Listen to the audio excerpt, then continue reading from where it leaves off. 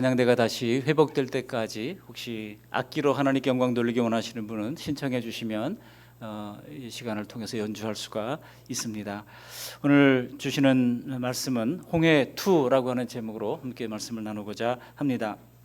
지난주에 이어서 계속해서 홍해에 관한 말씀을 나누는데요. 지난주에 홍해의 의미를 세 가지로 말씀을 드렸습니다. 고린도전서 해석을 통해서 이 홍해는 이스라엘 백성들을 향한 하나님의 집단 세례인 것을 말씀드렸죠. 세례인데 그냥 세례가 아니라 내가 죽는 세례인 것을 말씀드렸죠. 그리고 또 하나는 훈련인 것을 말씀드렸습니다. 무슨 훈련? 하나님만 바라보는 훈련인 것을 말씀을 드렸습니다. 그리고 의심을 해소하는 것임을 말씀드렸습니다. 세 가지를 말씀드렸는데 오늘 본문을 통해서도 세 가지 말씀을 드리려고 합니다. 그런데 지난주에 말씀을 마치고 났는데 어떤 분이 질문을 하는 겁니다. 그러면 목사님 대답을 하지 않으셨잖아요. 꼭 세례를 받아야 구원 얻습니까? 그렇게 질문을 해서 제가 이 성경 구절을 알려드렸습니다. 우리 예수님께서 하신 말씀이 대답이 되리라고 봅니다. 우리 예수님께서 마가복음 16장 16절에 이렇게 말씀하셨어요. 같이 한번 읽어보실까요? 믿고 세례를 받는 사람은 구원을 얻을 것이요 믿지 않는 사람은 정죄를 받으리라. 세례를 받긴 받는데 어떻게 하라고요? 믿고 세례를 받아야 된다는 겁니다. 우리 예수님은 세례를 포기한 적이 없었어요. 본인이 직접 세례를 받으셨고 성삼위 하나님이 다 인증해 주셨고 대위임령에서도 세례를 받을 것을 말씀하셨지만 중요한 것은 믿고 믿음이 있어야 된다는 것입니다. 사도행전 16장 31절에도 사도 바울이 빌립보성의 간수에게 주 예수를 믿으라 그리하면 너와 내 집이 구원을 얻으리라 그런 말씀을 했습니다. 요한복음 6장 40절에도 내 아버지의 뜻은 이것이니 아들을 보고 믿는 자마다 영생을 얻는 것이라고 말씀을 한 바가 있습니다. 이제 이해가 좀 되시죠? 세례는 받아야 되지만 믿고 세례를 받아야 된다는 겁니다. 여러분 구원의 의미는 이처럼 이 홍해의 의미는 이처럼 세례의 의미처럼 옛사람은 죽고 다시 예수님의 생명으로 태어나는 일이 반드시 있어야 한다는 것입니다. 홍해는 어떤 민족 앞에 주어지기도 하지만 우리 개인의 삶에도 이 홍해 같은 막다른 골목이 주어질 때가 있습니다. 우리는 매일의 홍해 앞에서 인간의 죄성대로 살려고 하는 우리 마음을 날마다 죽여야 하는 것입니다. 구원의 여정은 결코 옛사람이 갈 수 있는 길이 아니기 때문입니다. 바로 광야가 그것을 말해주는 것입니다. 성령님의 세미한 인도와 말씀의 불기둥과 구름기둥을 잘 따르지 않는다면 광야에서 우리는 방황할 수밖에 없는 것입니다. 오늘은 애굽 군대가 홍해로 몰려들어가서 거기서 몰살당했던 이 수장됐던 내용을 통해서 이 하나님의 심판과 하나님의 구원에 따르는 이 세 가지 키워드를 가지고 함께 은혜를 나누고자 합니다. 오늘 나눌 세 가지 키워드는 바로 영광, 그리고 주권, 그리고 섭리라고 하는 이 세 가지 키워드를 가지고 함께 은혜를 나누고자 합니다. 첫 번째로 하나님의 영광으로서의 심판과 구원입니다. 오늘 말씀 보시면 애굽 군대를 홍해에서 뒤엎으신 그 하나님의 영광을 나타내기 위해서 하나님께서는 이들을 이제 심판하십니다. 그러니까 심판에도 하나님의 영광이 나타납니다. 우리 17절 말씀을 같이 한번 읽어보시겠습니다. 17절 내가 애굽 사람들의 마음을 완악하게 할 것인즉 그들이 그 뒤를 따라 들어갈 것이라. 내가 바로와 그의 모든 군대와 그의 병거와 마병으로 말미암아 영광을 얻으리니. 18절 내가 바로와 그의 병거와 마병으로 말미암아 영광을 얻을 때에야 애굽 사람들이 나를 여호와인 줄 알리라 하시더니. 그러니까 17절에서도 보면 이제 바로의 마음을 하나님께서 완악하게 하셔서 뒤따라 들어가게 되는데 그들이 들어가서 멸망을 당하게 되지 않습니까? 그로 말미암아 하나님의 놀라운 심판이죠. 심판으로 말미암아 하나님이 뭐를 얻는다고요? 영광을 얻는다는 겁니다. 심판도 하나님의 영광이에요. 그래서 영광을 얻을 때에야 애굽 사람들이 나를 여호와인 줄 알게 될 것이라고 말씀하고 있습니다. 중요한 것은 애굽 사람들이 심판을 받음으로 말미암아 사람들이 여호와가 어떤 하나님이신지를 알게 된다는 것입니다. 그런데 우리가 이런 질문을 하면 또 질문이 연달아 이어지잖아요. 그러면 알게 해서 어쩌자는 거냐? So what? 이런 질문을 계속합니다. 알게 해서 어떻게 하시겠다는 것이냐? 그들이 하나님을 믿고 구원을 받게 하시겠다는 뜻입니다. 그러니까 애굽 사람들 중에도 여러분 에스겔서 후반부에 보면 하나님께서 구원을 해주시는데 이방 나라들도 다 구원 얻게 되는 것을 구스가 돌아오고 애굽 사람들이 돌아오고 에돔이 돌아오고 하나님께 돌아오게 될 역사를 이미 구약 성경에서 예언을 해주고 있습니다. 그들이 하나님을 믿고 구원을 받게 하시기 위하여 하나님께서는 때로는 심판도 하시고 때로는 구원도 해주시는데, 이렇게 심판과 구원에는 하나님의 영광이 따라온다고 하는 것입니다. 출애굽 사건 때부터 우리가 출애굽 사건을 단지 한 나라를 구원해 가서 한 나라를 건국하시기 위한 하나님의 역사로 이해해서는 안 됩니다. 하나님이 이스라엘 나라를 선택하게 하신 것은 처음에 아브라함을 선택할 때부터 하나님의 관심은 이스라엘 나라 한 나라에 있지 않았어요. 하나님의 관심은 어디에 있었어요? 창세기 12장, 13장, 15장, 17장에 보시면 계속 천하만민이 나옵니다. 천하만민의 구원을 얻게 하시려고 하는 것이 하나님의 태초부터의 뜻이었어요. 이스라엘 나라 한 나라만 구원 얻게 하시는 것이 아니고 그들을 선택해서 천하만민의 구원을 얻게 하시는 것이 하나님의 뜻이었습니다. 그래서 그 일을 위하여 택함받은 사람이 아브라함이고, 그리고 아브라함의 한 씨를, 그 후손을 한 씨를 통해서 천하만민을 구원을 얻게 하시는데, 그 한 씨가 누굽니까? 제가 한 씨 그러니까 장 씨도 있고 박 씨도 있는데 왜 자꾸 한 씨만 얘기 안 하고 그런 분들도 있으신데요. 여기 한 씨는 구약 성경에 나타난 예수 그리스도를 미리 보여주시는 것입니다. 예수 그리스도를 통해서 천하만민의 구원을 얻게 하시라고 하는 것이 하나님의 태초부터 있었던 구원 계획이에요. 그런데 여러분, 바로 그때부터, 태초부터 이 사단은 계속 하나님의 구원 계획을 방해했죠. 에덴 동산에서 방해했고, 그리고 그 이후에 에돔 나라를 통해서 방해했고, 아말렉을 통해서 방해하지 않았습니까? 이 아말렉이 계속 이스라엘 민족과 대척점에 있는 것을 볼 수가 있는데요. 예수님 때도 이 아말렉 후손 때문에 크게 곤욕을 당할 뻔했습니다.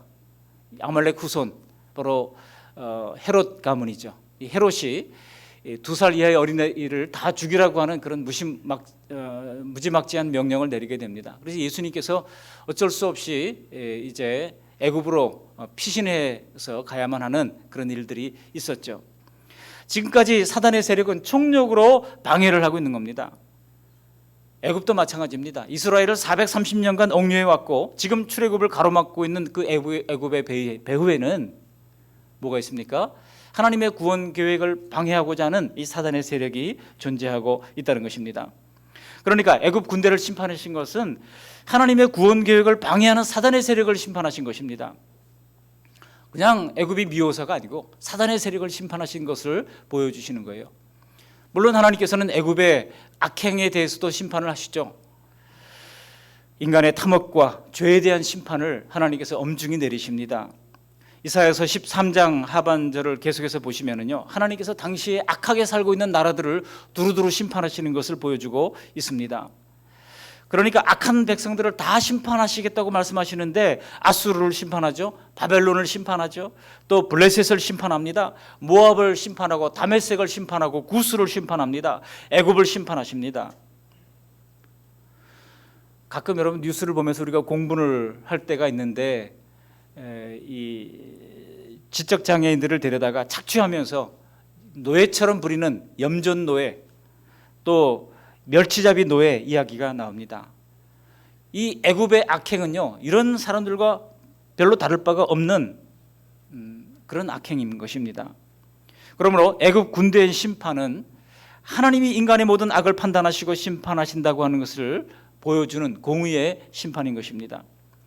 그런데 이 심판을 통하여 세상 나라들이 어떻게 하겠다고요? 세상 나라들이 하나님을 알게 하겠다는 겁니다. 왜 그러냐면, 당시의 고대 전쟁은, 이 중운동 지역의 고대 전쟁을 보면 이게 그냥 사람과의 사람의 전쟁이 아니에요. 그 사람이, 그 민족이 섬기는 신들과 신들의 전쟁입니다. 그러니까 사람이 전쟁하는 것은 신들의 전쟁의 대리전 역할을 하는 것에 불과합니다. 그래서 전쟁에 승리하면 승리한 민족이 자기들이 섬기는 신 앞에 가가지고 당신 때문에 우리가 이겼습니다라고 그 신 앞에 경배를 하는 겁니다. 그런데 하나님께서 이 애굽을 심판하심으로 말미암아 그 많은 나라들이 섬기는 신이 있어도 여호와 하나님이 두렵고 능력이 많으시고 엄청난 신이라고 하는 것을 만방에 알리시겠다고 하는 것입니다.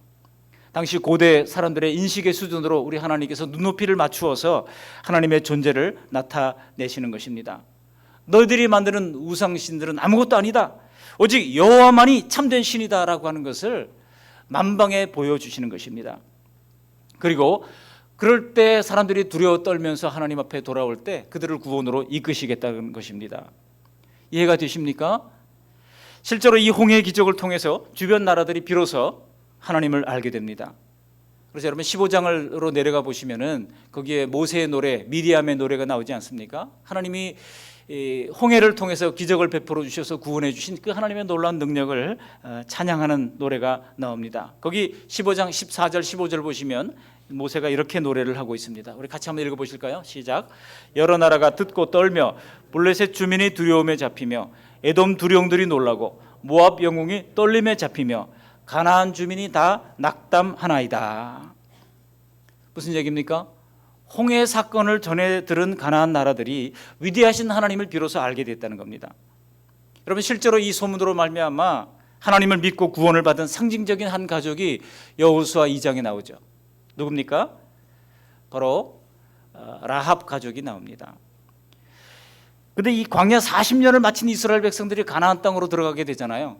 그러니까 이 홍해를 건넌 이 사건이 그 주변 나라들에게 몇 년 동안이나 두려움의 대상이 되었는지를 아시겠죠? 40년이 지나도 여전히 이 홍해를 건넜던 민족, 그들이 섬기는 여호와 얼마나 크고 두려운 하나님인지를 사람들이 벌벌 떨고 있었다는 겁니다.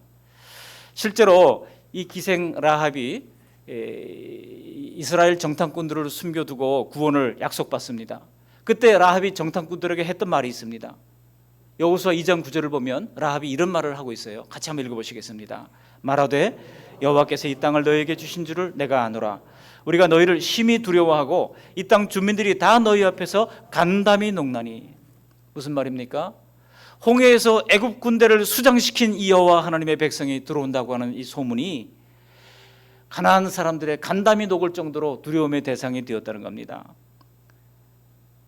좀 더 내려가 보실까요? 여호수아 2장 11절로 내려가 보시겠습니다. 함께 읽습니다. 우리가 듣자 곧 마음이 녹았고 너희로 말미암아 사람이 정신을 잃었나니 너희의 하나님 여호와는 위로는 하늘에서도 아래로는 땅에서도 하나님이시니라. 그러니까 여러분 이 홍해 사건이 당시의 나라들에게 얼마나 강력한 사건이었는지 40년이 지난 뒤에도 그걸 기억하고 지금 벌벌 떨고 있었다는 얘기입니다. 정말 하나님의 의도 그대로 그의 영광을 세상에 나타내신 것입니다. 심판을 통한 하나님의 영광이 있어요. 그리고 그 하나님을 믿고 구원받는 사람의 대표자가 바로 라합 가문이라고 하는 것입니다. 하나님은 지금도 심판하십니다. 어떤 방식으로든 심판하십니다. 때로는 이런 코로나를 통해서 심판할 수도 있죠. 온 세계를 심판을 통해서 다스리시는 하나님이십니다. 여러분 하나님이 심판하지 않으신다면 세계가 요만큼 유지될 수도 없을 겁니다. 하나님의 심판은 그걸 통해 누군가는 하나님을 의식하고 하나님 앞에 나오게 하는 것입니다. 여러분 실제로 천재지변이 일어났을 때 많은 사람들이 주님을 찾는 이유가 여기에 있습니다. 인간이 참 아무것도 아니구나. 정말 안개 같은 것이 인간이구나. 실제로 여러분 후쿠시마 그 쓰나미가 몰려왔을 때에 거기 있던 그 일본인 교회들이 그저 성도들 10명 뭐 5명 이렇게 모이던 교회들이요. 그 사건 터지고 나서 사람들이 교회로 미어 터졌다고 그래요. 우리 한국 교회가 많이 도움을 줬습니다. 사람들이 살아보니까 아무것도 아니거든요. 그렇게 막 몇만 명씩 이제 쓰나미에 그냥 몰려가지고 죽는 모습을 보면서 인생이 아무것도 아니구나. 다 두 손 들고 하나님께 나오는 역사가 일어났던 겁니다. 그러나 종말의 심판에는 그런 일은 없을 겁니다. 하나님께서 기회 주실 때 우리가 돌아와야 합니다. 이런 것도 하나님이 지금 우리가 느끼고 있는 이 팬데믹 상황의 어려움도 하나님이 심판의 일종입니다. 그럴 때 우리는 인간의 연약함을 깨닫고 전능하신 하나님께로 돌아와야 하는 것입니다. 그러나 종말에는 그 준엄한 심판 앞에 우리는 더 이상 기회를 갖지 못하게 될 겁니다. 기회 있을 때 주님 앞에 돌아와야 합니다. 오직 돌아온 성도들만이 하나님의 공의와 사랑의 하나님을 만나게 될 것이고 구원을 얻고 감사하게 될 것입니다. 우리의 잘못된 삶에 대해서도 지금도 우리 하나님께서는 크고 작은 징계를 내리고 계십니다. 그 징계를 민감하게 깨닫고 늘 회개하면서 하나님 앞에 돌이키는 복된 우리 모두가 되어야 할 줄로 믿습니다. 이처럼 하나님의 심판과 구원은 하나님의 영광을 드러내는 통로가 된다는 것입니다. 두 번째 대지가 뭐예요? 하나님의 주권입니다. 하나님의 주권. 악한 자를 심판하시고 택한 자를 구원하시는 데는 하나님의 전적인 주권이 개입한다고 하는 것입니다. 오늘 애굽에 대한 심판의 과정에 좀 의문이 생기는 부분이 있는데요. 17절 중간에 있는 완악하게 할 것이다라고 하는 말입니다. 17절 전반부에 보시면 내가라고 말하고 있는데 그 내가가 누구예요? 여호와 하나님이에요. 여호와 하나님이 이 애굽 황제인 바로의 마음을 완악하게 한다는 겁니다. 완악하게 할 것인즉 하나님이 바로의 군대를 홍해바다에 쓸어 넣으시려고 왕의 마음을 완악하게 해가지고 이스라엘을 뒤쫓아오게 할 거라고 하는 이야기입니다. 이 완악하게 하신다, 하나님이 완악하게 하신다고 하는 표현들이 한두 번 나온 게 아니에요. 여러분 10가지 재앙을 내릴 때도 하나님이 바로의 마음을 다시 완악하게 하셨다고 하는 표현이 제가 헤아려 보니까 10번 정도 나오더라고요. 뭐 더 나올지도 모르죠. 그렇게 반복해서 강조를 하고 있습니다. 성경에 반복적으로 이야기되는 것은 강조의 의미가 있습니다. 그래서 그들이 홍해를 건너는 이스라엘 백성들을 뒤를 따라가면 그때 내가 그들 위에 물을 엎어가지고 심판을 내리시겠다고 하는 것입니다. 근데 여러분 이런 말씀을 들을 때 우리는 좀 거북스럽습니다. 안 믿는 사람들만 기독교를 비판하는 게 아니에요. 믿는 사람들도 하나님께서 이런 말씀을 좀 뭐라 하셨나 이런 생각이 들 때가 있습니다. 여러분 이런 의문 안 가져보셨어요? 저는 그런 의문을 가졌어요. 도대체 왜 그럴까 생각을 많이 해봤습니다. 그냥 바로의 마음이 완악해가지고 뒤쫓아왔다 그러면 될 텐데 꼭 여호와께서 마음을 완악하게 했다 그러니까 그러면 하나님 책임이 아니냐 이런 생각이 든다고 하는 것입니다. 그것도 한두 번이 아니라 10여 차례 그런 말씀을 하셨다고 하는 것은 일부러 하나님께서 더 강조한다고 하는 사실을 알 수 있습니다. 우리가 성경을 읽다 보면 이렇게 우리의 마음을 불편하게 하는 걸리는 부분들이 있습니다. 여러분 그럴 때 이거를 해결하지 않고 넘어가면은요 그 의문이 자꾸 쌓여가지고 나중에 의문이 의심으로 발전할 수 있습니다. 그러므로 우리는 하나님을 믿을 때 가장 중요한 것은 하나님이 어떤 분인지를 바로 아는 것이 중요합니다. 하나님이 진짜 믿을 만한 분이신지 우리가 잘 알아야 요한복음 17장 3절에 말한 것처럼 영생은 이것이니 하나님과 그의 보내신 자 예수 그리스도를 뭐라고요? 아는 것이니다 그랬어요. 하나님을 잘 알아야 됩니다. 예수님을 잘 알아야 됩니다. 알기 위해서 우리가 말씀을 읽는 것이고 알기 위해서 하나님을 예배하는 것이고 알기 위해서 신앙생활하는 것입니다. 거기에 영생이 있다고 말씀하고 있기 때문입니다. 하나님이 진짜 믿을 만한 분인지를 이렇게 알아야 우리는 오랜 시간이 흘러도 하나님을 포기하지 않고 어떤 상황이 닥친다 할지라도 믿음을 저버리지 않고 하나님의 자녀로 굳건하게 살아가게 될 것입니다. 사람 사이의 관계도 마찬가지 아닙니까? 좀 오랜 사귐을 통해서 서로 검증된 사람들은 길고도 아름다운 우정을 계속 이어갈 수가 있는 겁니다. 하나님께 대한 신앙은 우리의 감정적 측면에서도 자라고 성숙되는 것입니다. 신앙생활 오래 했는데 이상하게도 예수님에 대한 마음이 냉랭하다고 그러면 이건 하나님이 알아가는데 뭔가 문제가 생긴 거예요. 그런데 하나님이 바로와 애국 군대를 완악하게 하셨다고 하는 것을 자칫 잘못하면 우리는 하나님을 감정적으로 오해할 수 있는 소지가 있습니다. 여러분 오해하지 말고 이해를 해야 됩니다. 한번 따라해 보실까요? 오해를 넘어 이해로 바꿉시다. 시작. 오해를 넘어 이해로 바꿉시다. 오해하는 부분은 이해를 해야 합니다. 우리가 오해하지 말아야 할 것은 여기서 하나님이 완악하게 하셨다고 하는 것은 원래 이 바로의 마음이 착하고 동정심이 많은 왕을 하나님이 나쁜 사람으로 만들었다는 뜻이 아니더라고요. 성경에는 바로가 자기 스스로 마음을 완악하게 했다는 말도 여러 번 나와요. 출애굽기 7장부터 9장까지 제가 헤아려 보니까 7장 13절에 바로가 마음이 완악하여 7장 22절에도 8장 19절에도 8장 32절에도 9장 7절 9장 34절에도 연이어서 바로 스스로도 마음이 완악했다는 겁니다. 하나님이 완악하게 한 것도 있지만 바로 스스로도 완악했다는 거예요. 특히 제가 그래서 완악하다라고 하는 이 뜻이 무슨 뜻인가를 원어 성경을 좀 찾아봤어요. 하자크라고 하는 단어가 사용됐는데 이 하자크라고 하는 단어가 뭔가를 바꿨다고 하는 그런 의미가 아니라 원래 있던 그것을 더 굳게 하다, 원래 있던 그것을 더 강하게 하다 그런 뜻을 가지고 있더라고요. 그러니까 바로가 원래부터 악했던 사람이에요. 원래부터 악했는데 하나님이 그 마음 그대로 그냥 밀고 나가게 했다는 뜻이지 원래 착했던 사람을 악하게 만들었다는 그런 의미가 아니라는 것입니다. 여러분 상황을 보고 돌이키거나 마음이 흔들리지 않고 본래 가졌던 그 악한 마음 그대로 밀고 나가다 보니까 그 홍해바다 앞에서도 계속 추격해서 그 홍해바다 앞으로 들어왔다는 것입니다. 그러므로 잔인하게 한 민족을 압제하고 종으로 부르기 위해서 끝까지 욕심을 포기하지 않고 쫓아 들어왔던 이 애굽 군대는 거기에 합당한 하나님의 공의 심판을 받은 것입니다. 애굽에 대한 하나님의 심판은 너무나 당연한 것입니다. 그러므로 하나님은 악한 자를 심판하시는 하나님이라고 하는 사실을 우리는 신뢰해야 하는 것입니다. 반면에 택한 자들은 구원하시는 하나님이십니다. 그렇지만 여러분, 그렇다 하더라도 우리가 의문이 남아요. 왜냐하면 앞으로 계속 보시겠지만 이 광야 40년을 다니면서 이스라엘 백성들의 모습도 애굽 사람들과 별반 다르지 않거든요. 어떻게 이스라엘 사람들이 이럴 수가 있는가? 어떻게 이렇게 목이 곧을 수가 있는가? 잠시 해했다가 돌이키면 하나님을 원망하고 불평하고 모세를 죽이려고 돌을 들어 던지려고 그러지를 않나? 그렇게 원망하는, 또 범죄하는 그 이스라엘의 모습을 광야 40년 통해서 하나님께서 적나라하게 우리에게 보여주시는 것입니다.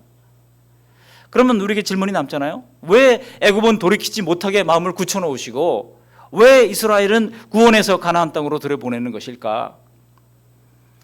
요즘식으로 말하면 누군가는 완악하게 내버려두고 누군가는 감화하셔가지고 예수님을 믿게 하시느냐 하는 겁니다.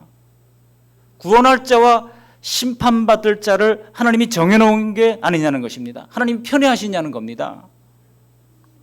그러나 여러분, 여기서 사람의 구원에 대한 하나님의 놀라운 주권이 드러나는 것입니다. 이 의문에 대한 것이 신약시대 로마 교회에도 있었어요. 그래서 로마 교회 성도들이 그런 질문을 했다는 겁니다. 로마서 9장에 보면 거기에 대하여 사도 바울이 이렇게 해설을 해주고 있습니다. 당시 로마 교인들이 이렇게 말을 했다는 거예요. 로마서 9장 19절 말씀을 우리 화면을 함께 읽어보실까요? 혹 내가 내게 말하기를 그러면 하나님이 어찌하여 허물하시느냐, 누가 그 뜻을 대적하느냐 하리니. 무슨 말입니까? 이미 구원받은 사람이 정해져 있다면 안 믿는 것도 하나님 책임 아니냐라고 하는 그런 질문을 한다는 겁니다.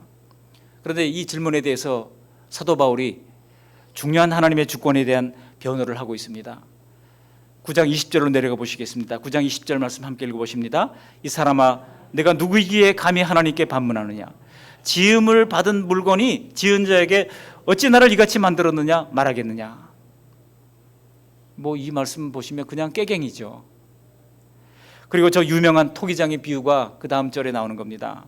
9장 21절 함께 읽습니다. 토기장이가 진흙 한 덩이로 하나는 귀히 쓸 그릇을 하나는 천히 쓸 그릇을 만들 권한이 없느냐. 즉 하나님의 창조의 권한으로 진노의 그릇과 긍휼의 그릇을 만드실 그 권한이 하나님께 있다는 것입니다. 누군가는 바로와 같이 마음을 완악하게 만들고 심판을 통하여 사람들에게 경종을 울리게 함으로 말미암아 두려움에 사로잡힌 사람들 가운데 라합 가정처럼 하나님께 돌아오는 사람들이 있게 만들고, 또 누군가는 마음을 감동해 주셔서 복음을 믿게 하셔서 하나님의 사랑을 알게 하신다는 것입니다. 그러니까 구원과 심판에는요 다 하나님의 주권이 개입하고 있다는 것입니다. 앞서서 구원과 심판에 하나님의 영광이 있다고 하는 것과 마찬가지로 이 구원과 심판에는 하나님의 주권이 개입되고 있다는 겁니다. 사람 스스로의 의지만으로 구원을 얻을 수 있는 사람은 아무도 없습니다. 우리는 왜 저 사람이 아닌 내가 하나님의 은혜를 입어서 구원을 받게 되었는지 모릅니다. 예배전 찬양 우리가 찬송가 310장 찬양했잖아요. 거기에 3절에 보면 이런 가사가 있습니다. 왜 내게 성령 주셔서 내 마음 감동해 주 예수 믿게 하는지, 그 다음에 뭐예요? 난 알 수 없도다. 왜 나를 택하셨지? 내가 잘난 것도 없는데 왜 나를 택하셔서 하나님의 자녀 삼으셨지? 여러분, 진실한 사람들은 그것은 알 수 없지만 단 하나는 알아요. 뭐를 압니까? 나는 다른 사람들보다 더 나은 자격이 있는 사람이 아니라고 하는 것만은 내가 잘 압니다. 여러분, 하나님의 경영하심을 우리 머리로는 다 이해할 수 없습니다. 우리가 잘 아는 것처럼 구원의 길은 하나님이 단독으로 준비하신 길이요, 하나님께서 처음부터 계획하신 길이요, 하나님이 마침내 마무리를 하시는 길입니다. 우리 예수님께서 십자가상에서 뭐라고 그러셨어요? 테텔레스타이 그랬잖아요. 다 이루었다. 완성하는 것도 하나님이 하시는 일입니다. 완전히 하나님과 단절된 죄인들이 어떻게 그 일을 찾아내고 믿느냐 하는 것은 오직 하나님의 지혜와 하나님의 권한에 속해 있는 일입니다. 여러분, 이 사실을 이사야 선지자도 이사야 45장에 이렇게 말씀한 바 있습니다. 함께 읽어보실까요? 7절, 나는 빛도 짓고 어둠도 창조하며 나는 평안도 짓고 환란도 창조하나니 나는 여호와라 이 모든 일을 행하는 자니라 하였노라. 아멘. 그러므로 그냥 완악하도록 유기된 사람들에 대해서는 하나님의 선하신 계획대로 하실 것입니다. 다만 우리는 복음을 들려주시고 하나님의 위대하심을 들을 때 마음을 완악하게 하지 말고 라합이 가문에 그랬던 것처럼 하나님을 믿으면 되는 것입니다. 이처럼 심판과 구원에는 하나님의 절대 주권이 드러나는 것입니다. 마지막 세 번째 대주로 이 홍해 사건에는 하나님의 섭리적 계획이 있습니다. 홍해가 갈라지는 기적의 과정에서 주시는 교훈은요, 많은 사람들이 모세가 지팡이를 딱 드니까 이 홍해가 쫙 갈라진 것으로 생각하잖아요. 저도 그렇게 생각을 했어요. 근데 성경을 다시 들여다보니까 그게 아니더라고요. 왜 우리가 그렇게 생각했나 제가 생각해 보니까 영화 때문이에요. 여러분 영화 다 보셨잖아요. 쉽게 그 참 장시간 그 영화를 보니까 모세가 딱 지팡이를 뜨니까 홍해가 쫙 짜잔 갈라지잖아요. 얼마나 드라마틱하고 얼마나 멋있습니까? 근데 오늘 성경을 보니까 그건 아주 성경적인 얘기가 아니에요. 성경이 뭐라고 그랬습니까? 21절 말씀 같이 한번 읽어보실까요? 21절 모세가 바다 위로 손을 내밀매 여호와께서 큰 동풍이 밤새도록 바닷물을 물러가게 하시니 물이 갈라져 바다가 마른 땅이 된지라. 한꺼번에 갈라졌어요? 아니면 순차적으로 갈라졌어요? 순차적으로 갈라졌습니다. 밤새도록 갈라진 거예요. 밤새도록 뜨거운 이 모래바람에서 불어오는 동쪽 바람이 이 홍해를 불어가지고 갈라지게 만들었다는 겁니다. 밤새도록이라 그러면 적어도 7시간 내지는 8시간은 바람이 계속 불었을 겁니다. 그러면 그동안 이스라엘 백성들은 뭐하고 있었습니까? 그동안 그들은 쉬었다는 겁니다. 홍해 앞에서 진을 쳤잖아요. 진을 치는데 뒤에서 애굽 군대가 쫓아오는 것을 보고 그들이 큰 두려움에 사로잡히지 않았습니까? 물론 여러분, 하나님이 한순간에 바다를 가를 수 있는 능력이 없으신 분이 아닙니다. 천지를 창조하신 하나님이 그거 못하시겠습니까? 실제로 이스라엘이 광야 40년을 마치고 가나안 땅에 들어갈 때 요단강물을 건너서 들어가지 않습니까? 그 요단강을 건널 때 모맥을 거두는 시기라고 그랬어요. 여호수아 5장을 보시면 모맥 거두는 시기는 이 홍수기 때입니다. 그러니까 요단강물이 찰랑찰랑하게 차 있을 때예요. 그러다 믿음으로 제사장들이 먼저 이제 행진을 하면서 법궤를 메고 제사장들이 발목에 물이 딱 들어가는 순간에 어떻게 됐습니까? 영어 성경에 보면 as soon as라고 되어 있어요. as soon as. 즉시 갈라지게 됐습니다. 요단강이 갈라질 때는 즉시 갈라졌어요. 갈라지는데 보면 여호수아 이제 5장 보면은요, 이게 딱 갈라져 가지고 위쪽으로는 물이 갈라졌습니다. 아래쪽으로는 마르기 시작했어요. 왜냐면 강이니까, 흐르는 강이니까 딱 막으니까 위쪽으로는 갈라져 가지고요, 아담 성읍 변방까지 물이 쌓였다는 그랬어요. 위쪽으로 홍수가 난 겁니다. 길갈에서 위쪽 아담 변방까지는 오늘날 거리로 따지면 약 20km 정도 됩니다. 상류 20km까지 홍수가 나고 밑으로는 다 말랐다는 얘기예요. 근데 여러분, 홍해는 그럴 수 없잖아요. 왜? 홍해는 바다잖아요. 뭐 흐르는 강이 아니잖아요. 그래서 하나님께서는 홍해를 가르칠 때는 홍해를 양쪽으로 벽을 쌓은 것입니다. 바닷물을 양쪽으로 벽을 쌓고 그 사이를 마른 길을 이스라엘 백성들이 건너가게 됐던 겁니다. 저는 이상하게 이런 모든 과정이 궁금하더라고요. 지금도 궁금한 게 많아요. 참 천국 가면 모세한테 궁금한 거 제가 적어놓고 있거든요. 또 엘리야한테 물어볼 거, 또 물어볼 게 많습니다. 우리 예수님께 물어볼 거. 여러분도 궁금한 거 있으면 그냥 넘어가지 마시고 또 깊이 묵상하는 가운데 하나님께서 깨닫게 해주시는 그런 은혜가 있더라고요. 그런데 여러분, 궁금하다고 우리가 모든 성경을 무조건 영적으로 해석하려고 하는 그런 알레고리는 굉장히 위험합니다. 결코 좋은 것이 아닙니다. 그래서 저는 현실적인 방향에서 좀 추론을 해봤습니다. 여기 13장을 보시면 바로의 손에서 벗어난 이스라엘 백성들은 구름 기둥의 인도를 따라 밤낮 없이 진행을 했다고 그랬어요. 밤낮 진행을 해서 지금 사흘 동안 지금 밤낮 걸어온 겁니다. 60만 명이 나왔는데 장정만 60만 명이지 어린아이와 노약자들까지 합하면 200만 명은 좋게 될 것으로 대부분 학자들이 동의하고 있습니다.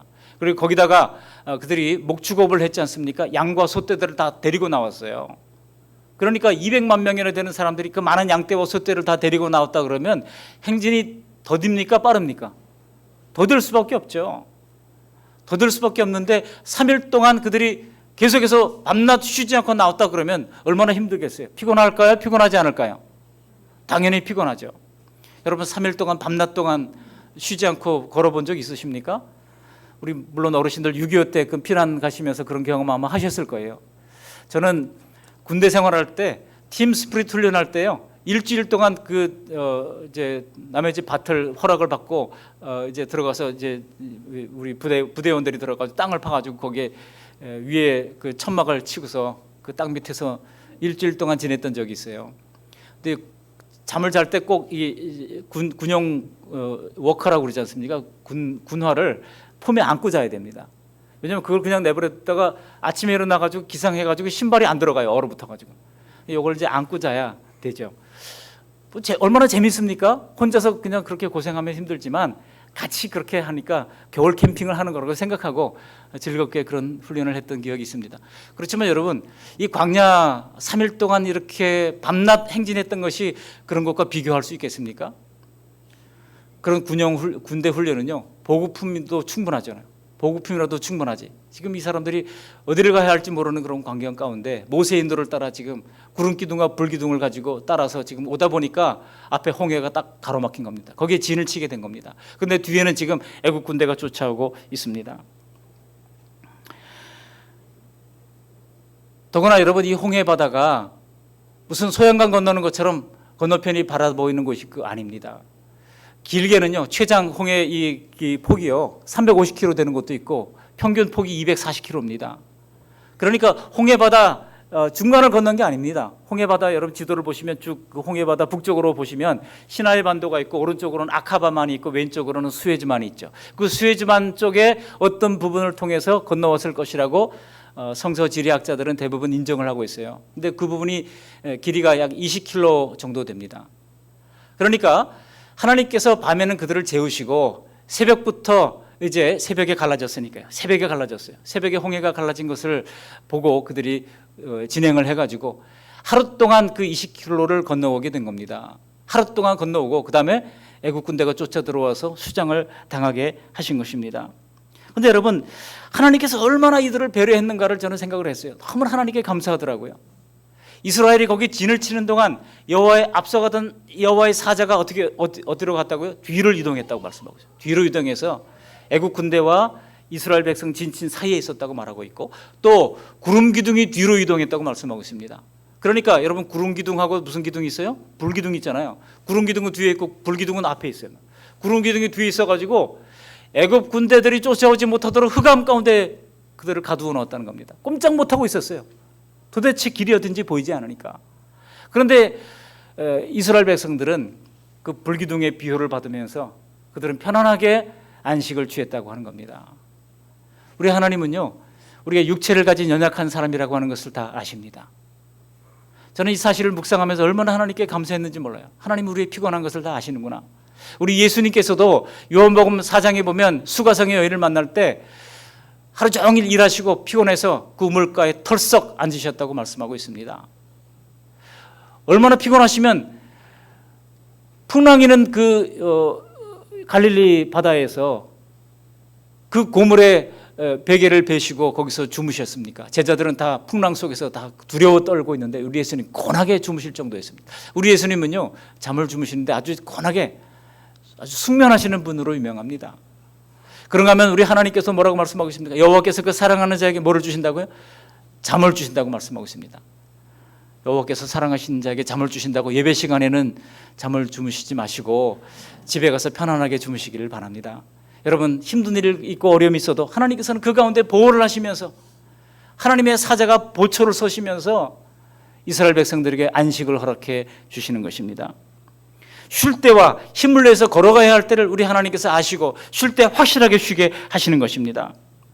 만일 그때 재촉해서 이스라엘 백성들이 지쳐있는 백성들을 다시 일어나서 짐을 싸게 하고 그들을 또 걸으려고 그런다면 여러분, 몸도 마음도 견디지를 못하고 더 반항하는 마음으로 모세를 대적했을 것이 뻔합니다. 우리 하나님은요, 쉴만한 물가로 인도하시는 분입니다. 쉬어야 할 때는 쉬게 하시는 분이십니다. 여러분도 몸이 고단하고 아프면 쉬십시오. 그럴 때 하나님의 평강을 여러분 누리게 될 것입니다. 일이 안 풀리고 그럴 때 하나님께 기도하고 여러분, 하나님께 맡기고 저는 잡니다. 하나님께 맡기고 주무시기 바랍니다. 주무시는 동안에 하나님께서 동풍을 일으켜서 계속 기적을 베풀어 주시는 줄 믿습니다. 여기 19절에 보시면 동풍이 바다를 가르고 땅을 말리는 동안에 앞서 인도하시던 여호와의 사자는 뒤로 가서 이제 애국 군대를 막으시고 또 구름 기둥은 뒤로 가서 애국 군대를 흑암 가운데 가두어 두시고, 그리고 그날 밤 이 강한 바람 소리를 들으면서 장막 안에서 이스라엘 백성들은 뒤를 든든히 지켜주시는 하나님의 보호 아래 평안한 안식을 취할 수가 있었던 것입니다. 어떤 사람들은 이것을 보고 이거 자연현상 아니냐, 요즘도 진도 바다 앞바다에서 여러분 조수간만의 차이로 말미암아 홍해 기적처럼 모세 기적이 일어난다, 그런 얘기가 있습니다만, 여러분 조수간만의 차이가 아무리 높아도 불과 2, 3m에서 많아봤자 5m 이내입니다. 근데 홍해 바다는요, 이 스에즈만 쪽도 깊이가 100m가 넘어요. 그걸 조수간만의 차이로 그렇게 할 수 있는 문제가 아니죠. 자연현상으로 그렇게 만들 수 있는 문제가 아닙니다. 성경 그대로, 말씀 그대로 기적은 기적인 것입니다. 더도 말도 말고 성경 그대로 홍해는 하나님의 기적입니다. 하나님은 지금도 기적으로 우리를 인도하시는 분이십니다. 성 어거스틴은 얘기를 했어요. 기적이 없었더라면 나는 그리스도인이 되지 않았을 것이다. 우리는 완성된 기적을 눈앞에 펼쳐주기를 바랍니다. 그러나 우리 하나님은 여러 가지 요건을 다 고려해서 우리가 기대하는 방식이 아니라 하나님의 방법대로 기적을 베풀어 주시는 것입니다. 만일 우리가 믿어온 그 나날들에 하나님이 기적을 베풀어 주시지 않았다면 지금의 우리는 없었을 수도 있습니다. 크고 작은 남한의 홍해의 기적을 경험하게 하셔서 여기까지 우리들이 오게 하신 것 아닐까요?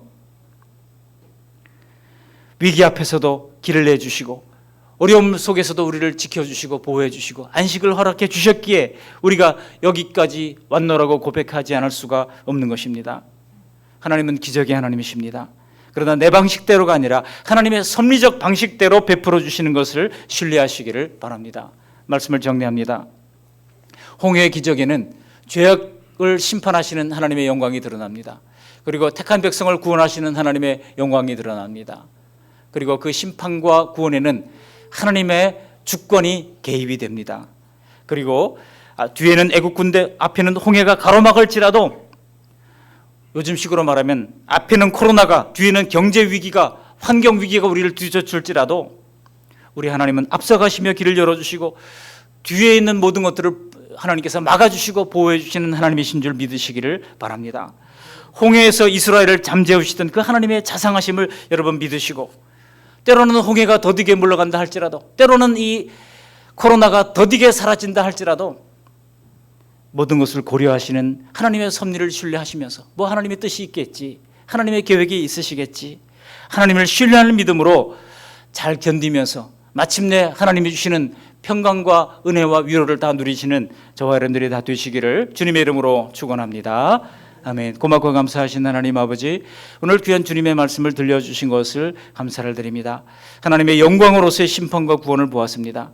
하나님의 사단의 세력은 심판하시고 또한 택한 백성을 구원하시는, 그리하여 열방의 하나님을 알리시는 이 하나님의 영광을 깨닫게 도와주시고, 하나님 아버지 심판한 자를 완악하게 하시고 구원할 자를 감화하심으로 하나님의 주권을 드러내는 하나님의 주권을 인정할 수 있도록 도와주시며, 내 방식대로가 아니라 피곤한 백성들을 하나님의 방식대로 재우시고 잠자는 동안 기적을 베풀어 주시는 하나님의 섭리적 은총을 감사하면서 광야 같은 세상 하나님 말씀 앞에 믿음으로 순종하여 따르는 우리 모두들이 다 될 수 있도록 은총 내리워 주시옵소서. 예수님 거룩하신 이름으로 감사하며 기도합니다. 아멘.